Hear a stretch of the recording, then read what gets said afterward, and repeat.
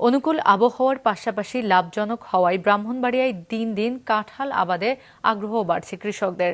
স্থানীয় জাতের পাশাপাশি উন্নত জাতের কাঁঠাল আবাদও করছেন কেউ কেউ। আশেক মান্নান হিমেলের তথ্য চিত্র, ডেস্ক রিপোর্ট।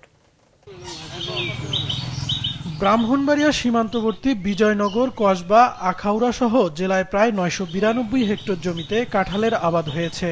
এর মধ্যে শুধু বিজয়নগরের সিঙ্গারবিল ইউনিয়নেই বাগান রয়েছে ২০ হেক্টর জমিতে। প্রতিবারের মতো এবারও জেলায় কাঁঠালের বেশ ভালো ফলন হয়েছে।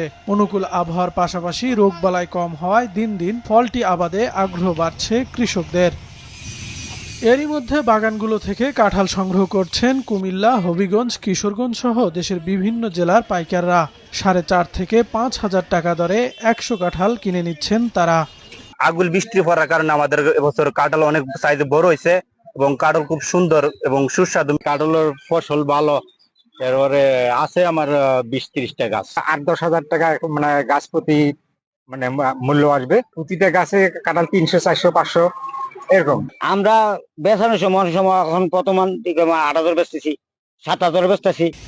কাঁঠাল চাষে আগ্রহীদের সব ধরনের সহযোগিতার পাশাপাশি উন্নত জাতের কাঁঠাল বাগান সম্প্রসারণে কাজ করছে কৃষি বিভাগ। কাঁঠাল চাষীদেরকে ধরে রাখার জন্য এবং উৎসাহ করার জন্য আমরা ১২ মাসি জাতের কাঁঠাল আমরা সম্প্রসারণ করছি।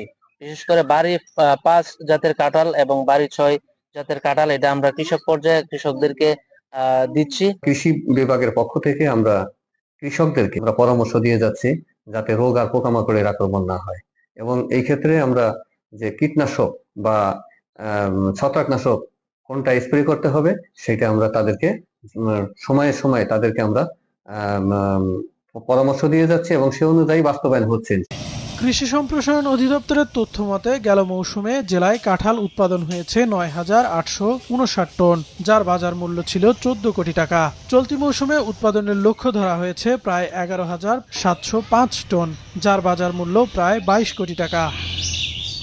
মাছরাঙা, নিউজ ডেস্ক।